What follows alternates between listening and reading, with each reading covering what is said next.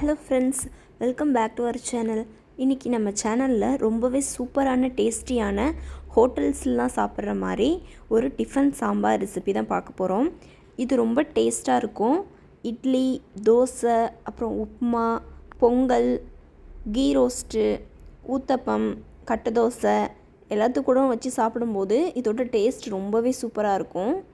Don't delay, let's make a sambar.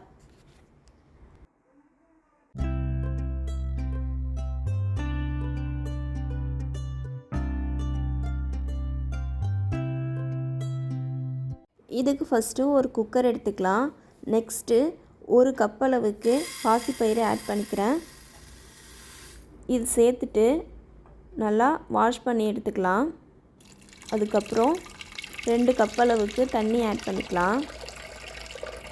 தண்ணி சேர்த்துட்டு இது கூடவே 2 பெரிய தக்காளி, 2 பச்சை மிளகா, ஒரு பெரிய வெங்காயம், ஒரு உருளைக்கிழங்கு, 4 பல் பூண்டு இது எல்லாத்தையும் இது கூட சேர்த்துக்கலாம். இதெல்லாம் சேர்த்துட்டு 1/2 டீஸ்பூன் அளவுக்கு மஞ்சள் தூள் ஆட் பண்ணிக்கிறேன். நெக்ஸ்ட்டு கொஞ்சமாக பெருங்காயத்தூள் ஆட் பண்ணிக்கலாம்.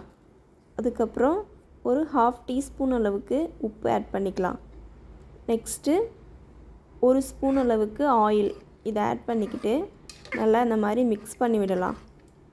மிக்ஸ் பண்ணி இப்போது விசில் போட்டுக்கலாம். ஒரு 4 to 5 விசில் வச்சு எடுத்துக்கலாம். நெக்ஸ்ட்டு நம்ம சில இன்க்ரீடியண்ட் எல்லாம் லைட்டாக ரோஸ்ட் பண்ணிவிட்டு அரைச்சி எடுத்துக்கலாம். 2 டேபிள் ஸ்பூன் தனியா, 4 to 5 காஞ்ச மிளகாய், 2 பீஸ் தேங்காய், கொஞ்சமாக வெல்லம், 2 டீஸ்பூன் அளவுக்கு கடலைப்பருப்பு, 1 டீஸ்பூன் அளவுக்கு உளுத்தம்பருப்பு, கொஞ்சம் மிளகு, அப்புறம் சீரகம் இது ரெண்டுமே 1/2 டீஸ்பூன், வெந்தயம் 1/4 டீஸ்பூன், ஒரு சின்ன நெல்லிக்காய் அளவு புளி இது எல்லாத்தையும் 1 டேபிள் ஸ்பூன் ஆயில் ஊற்றிட்டு இந்த மாதிரி நல்லா கொஞ்சம் நேரம் வறுத்து எடுத்துக்கலாம். ஸ்லோ ஃப்ளேம்லேயே வச்சுட்டு ஒரு 5 மினிட்ஸ் நல்லா இந்த மாதிரி ரோஸ்ட் பண்ணி எடுத்துக்கலாம். இது கொஞ்சம் நேரம் ஆற வச்சுட்டு அதுக்கப்புறம் நல்லா கிரைண்ட் பண்ணி எடுத்துக்கலாம். இந்த அளவுக்கு வறுத்துக்கிட்டால் போதும். இப்போ நல்லா இதை ஆறட்டும். இப்போது ப்ரெஷர் ரிலீஸ் ஆகிடுச்சு. குக்கர் ஓப்பன் பண்ணி பார்க்கலாம். இந்த அளவுக்கு நல்லா பருப்பு எல்லாமே வெந்து வந்திருக்கு. இப்போது நல்லா ஒரு கரண்டி வச்சுட்டு கொஞ்சம் நேரம் இந்த மாதிரி மசிச்சு விடலாம். இல்லைன்னா மேஷர் கூட யூஸ் பண்ணி நல்லா அந்த மாதிரி மசிச்சு எடுத்துக்கோங்க. இப்போது இது கூடவே நம்ம வறுத்து வச்சுருக்கிறது எல்லாத்தையும் 1 டம்ளர் அளவுக்கு தண்ணி சேர்த்துட்டு நல்லா அரைச்சி எடுத்துக்கலாம். இந்த மாதிரி கன்சிஸ்டன்சியில் அரைச்சி எடுத்துக்கோங்க. ரொம்ப தண்ணி சேர்த்து அரைக்க வேணாம். ஓரளவு தண்ணி சேர்த்துட்டு இந்த மாதிரி அரைச்சி எடுத்துக்கலாம். இப்போது இதில் கொட்டி நல்லா மிக்ஸ் பண்ணிக்கலாம். ஒரு 2 மினிட்ஸ் நல்லா மிக்ஸ் பண்ணி விடலாம்.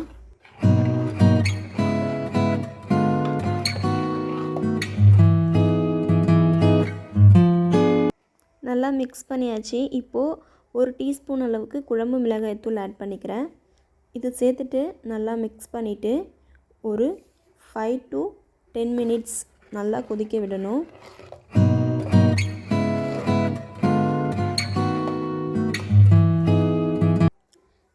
இந்த டைமில் நம்ம தாளிப்பு ரெடி பண்ணிக்கலாம். அதுக்காக 1 டேபிள் ஸ்பூன் அளவுக்கு ஆயில் ஆட் பண்ணிக்கோங்க. அதுக்கப்புறமா 1/2 டீஸ்பூன் சீரகம், கடுகு இது ரெண்டுமே சேர்த்துட்டு 10 சின்ன வெங்காயம் நல்லா பொடியாக நறுக்கி ஆட் பண்ணிக்கலாம். அதுக்கப்புறம் ஒரு கொத்து கருவேப்பிலை இதெல்லாம் சேர்த்து நல்லா ஒரு 2 மினிட்ஸ் வதக்கி விடலாம். 2 to 3 மினிட்ஸ் நல்லா வதங்கி வரும்போது இந்த தாளிப்பு ஆஃப் பண்ணிட வேண்டியதான்.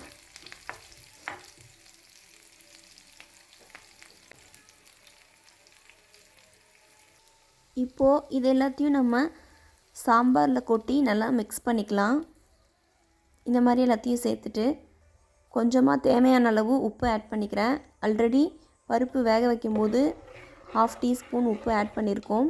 இப்போது இந்த டைமில் ஒரு டீஸ்பூன் அளவுக்கு உப்பு ஆட் பண்ணிக்கிறேன். அவ்வளோதான், சூப்பரான டிஃபன் சாம்பார் ரெடி ஆகிடுச்சு. இது நம்ம ஹோட்டல்ஸ்லாம் சாப்பிட்ற மாதிரி அதே டேஸ்ட்லேயே சூப்பராக இருக்கும். இதில் நீங்கள் வேறு வெஜிடபிள்ஸ் கூட ஆட் பண்ணிக்கலாம். உருளைக்கிழங்குக்கு பதிலாக கத்திரிக்காய், அப்புறம் முருங்கைக்காய் இதெல்லாம் சேர்த்து செய்யும்போதும் இதோட டேஸ்ட் ரொம்ப சூப்பராக இருக்கும். ஆனால் நான் இப்போ உருளைக்கிழங்கு மட்டும் ஆட் பண்ணியிருக்கேன். அவ்வளோதான், நீங்களும் இதே மாதிரி செஞ்சு பாருங்கள். 2 இட்லி சாப்பிட்றவங்க கூட 4 இட்லி சேர்த்து சாப்பிடுவாங்க. இந்த வீடியோ பிடிச்சிருந்தா ஒரு லைக் பண்ணிக்கோங்க. அப்படியே நம்ம சேனலை சப்ஸ்கிரைப் பண்ணி பெல் பட்டன் கிளிக் பண்ணிக்கோங்க. அப்போ தான் நான் போடுற வீடியோஸ் எல்லாமே நோட்டிஃபை ஆகும். தேங்க்ஸ் ஃபார் வாட்சிங். பாய் பாய்.